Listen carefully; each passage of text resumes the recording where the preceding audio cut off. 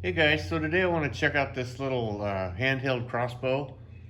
It's not something I spend a lot of time on. It's kind of one of those just for fun projects. And so I just want to go through maybe and show you the different parts of it and how it's put together. And then at the end, I'll show you a couple shots of what it looks like when it's shooting. So basically, maybe the most important part is the bow or prod itself. And I made mine out of bamboo. It's not, you can see it's not real long or real big. And it's thinned down pretty well. But it works just fine for this little crossbow and this size. To put it on, I lashed it on just with some twine. Got the little X in front there. I've got holes drilled in the side. There's actually more holes in there than what I needed, just because things changed as I was building it. I'll also show you that in the back there's a little wedge that kind of helps hold that thing in there, because it tended to be just a tiny bit sloppy. So for the bowstring itself, it was just some really pretty strong twine that I had, and I even twisted it up a little bit and tried to put a little bit of a kind of a serving on there to hold it in place. And I try to keep it not too awful loose, and that works pretty good. For the body of the bow itself, it's actually just a piece of fur.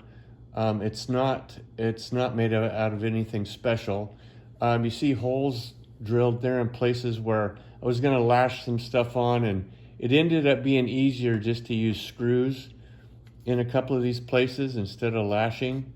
I've got screws in there.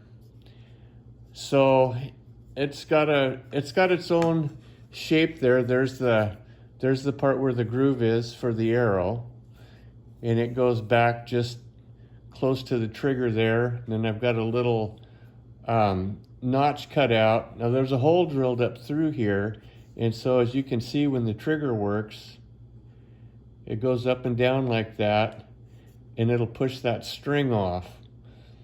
Now, this part right here, I built to hold the back of that arrow, because it tends to flop around if you just lay it on there. And so, putting that arrow on there, put it under the string so it looks a little bit better. Anyway, that arrow will go back, and I found that if I wasn't careful, I'd push it in there too far. And so you can see I've got a little tiny piece glued right there, and that stops that arrow just short.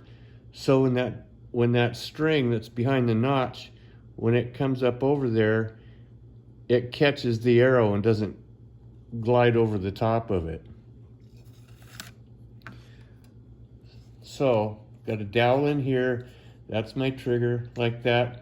This piece right here is another, just a real thin piece of fur. It's screwed on the bottom there, and it's just flexible enough to move that, just enough to pull that string off of there. Now I'll cock this real quick so you can see what it does, and I'll go ahead and let myself dry fire it, but when I squeeze on it, it'll push this up and let that string go, just like that. And so really I didn't go to great pains on the handle or anything else. Like I said, I made it for fun, kind of a backyard deal. For the arrows, these guys are actually chopsticks. Seem to be the perfect size for this little bow. And I cut some feathers there. I got a little bit of sinew wrapped on that one. And then for the tips, I just wound duct tape around there until I felt like it was heavy enough to be that it would fly good. And then on this one, and this works just as good as the feathers. This is just a duct tape on both sides, put on there so it squeeze them together, and then cut it into an arrow shape. So really that's it. There's not much else to show you about it, but it is a ton of fun, and you wouldn't really need a lot of materials to make one. So there you go. I'll take a couple shots to show you, and I hope you enjoy it.